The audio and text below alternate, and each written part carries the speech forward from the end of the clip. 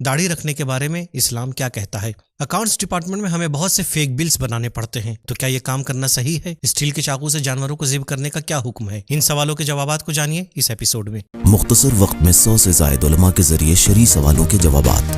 آپ اپنے سوال سبیل کمنٹ پروگرام کے کمنٹ باکس میں پوچھ سکتے ہیں۔ سبیل کمنٹ ہر ٹیوزڈے اور تھرسڈے سبیل میڈیا پر۔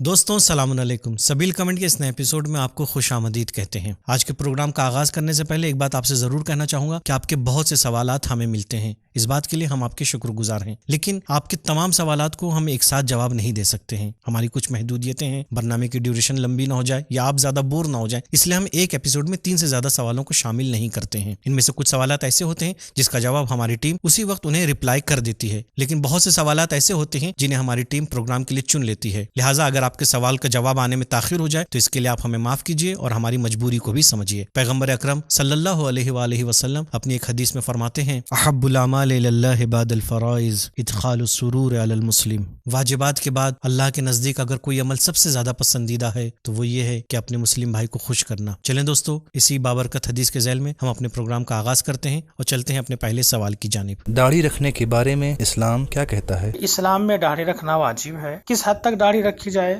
اس حد تک کہ معاشرے میں اسے یہ کہا جا سکے کہ اس نے داڑھی رکھی ہے۔ اور فرنچ کٹ داڑھی رکھنا حضرت آیت اللہ سیستانی اور حضرت آیت اللہ خامنئی صاحب کے نزدیک جائز نہیں ہے۔ اکاؤنٹس ڈپارٹمنٹ میں ہمیں بہت سے فیک بل بنانے پڑتے ہیں، تو کیا ایسا کرنا صحیح ہے؟ یقیناً ایک مشکل مرحلہ ہوتا ہے کہ انسان جو ہے وہ کسی ایسی کمپنی یا ڈپارٹمنٹ میں کام کرے کہ جہاں پر اس کو مجبور کیا جائے کہ وہ کچھ غیر شرعی اور غیر قانونی کام انجام دے۔ اس میں 3-4 مرحلے ہیں۔ مطلب پہلی بات تو یہ ہے کہ اگر انسان اپنی جاب چینج کر سکتا ہے اور کسی بہتر جگہ پہ جا سکتا ہے تو اٹس بیٹر ٹو لیو، اور اس چیز میں وہ خدا کے اوپر جو ہے وہ اعتماد رکھے، توکل کرے پروردگار کی خاطر، حلال کھانے کی خاطر۔ انشاءاللہ وہ اگر کوشش کرے گا تو مشکل ضرور ہوتا ہے لیکن ناممکن نہیں ہوتا۔ حلال بعض اوقات کم مل رہا ہوتا ہے لیکن اس میں برکت بہت زیادہ ہوتی ہے، اس مورد نظر رکھیں۔ ثانیاً اگر جو ہے وہ جاب سوئچ کرنے میں پرابلم ہے، دوسرا آپشن یہ ہوتا ہے کہ اگر وہ اپنا خود سے کوئی بزنس شروع کر سکتا ہے تو he must go for that. اور اگر یہ دونوں آپشنز نہیں ہیں تو فیلن یعنی اپنے طور پر کوشش کرے کہ